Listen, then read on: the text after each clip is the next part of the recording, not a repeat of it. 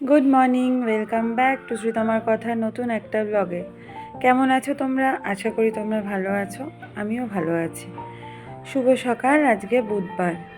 সকালের ব্যস্ততা নিয়ে চলে এসেছি তোমাদের কাছে একটা ব্লগ শেয়ার করব বলে।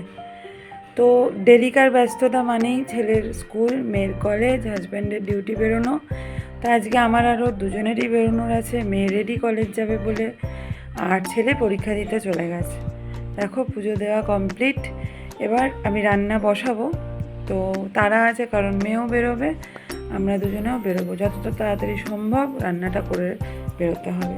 আজকে রান্না করব একটু ঢেঁড়স দিয়ে আলু দিয়ে, ভেন্ডি আলুর তরকারি, সয়াবিন আর পেঁয়াজ পোস্ত। ভাত হয়ে গেছে, কালকের তরকারি ছিল, ছেলেকে খাইয়ে পাঠিয়ে দিয়েছি। ও স্কুল থেকে এসে আবার বাড়িতেই ভাত খাবে। আর মেয়ে খেয়ে বেরোবে, ওর অল্প ক্লাস, তাই টিফিন নেবে না। রেডি হয়ে গেছে সয়াবিন ভেন্ডি আলুর তরকারি।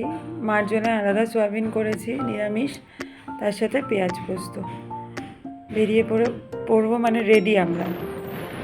তো এই বেরিয়ে পড়েছি কাজে। সারাদিন একটু কাজ আছে, কাজ কমপ্লিট করি। চেষ্টা করব তোমাদেরকে আমাদের সাথে সব জায়গায় নিয়ে যাওয়ার। যদি না পারি কিছু মনে করো না। তো যখনই ফ্রি হয়ে যাব আবার ভিডিওটা কন্টিনিউ করব।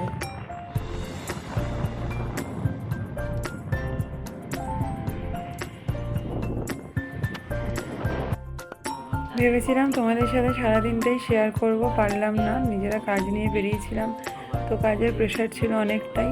তো বাড়ি ফিরতে ফিরতে সন্ধে হয়ে গেছে। এসেই ছেলেকে পড়াতে বসিয়ে দিয়েছি, কারণ ছেলের ফার্স্ট টার্ম পরীক্ষা চলছে, রোজ পরীক্ষা। পড়তে বসেই খিদে পেয়ে গেছে, মা কিছু খেতে দাও। তো আমি ভাবলাম ইপি আছে, ইপি বানিয়ে নিই। তো আমি আর ওই খাবো এখন। হাজব্যান্ড খেতে চাইছে না, আর মেয়ে পড়তে গেছে। তো এখন তোর পরীক্ষা চলছে, তাই চেষ্টা করব রোজ ব্লগ নিয়ে আসার। আগেও কথা দিয়েছি। আজকের ব্লগটা এইটুকুনি। তোমরা ভালো থেকো, সুস্থ থেকো। Good night.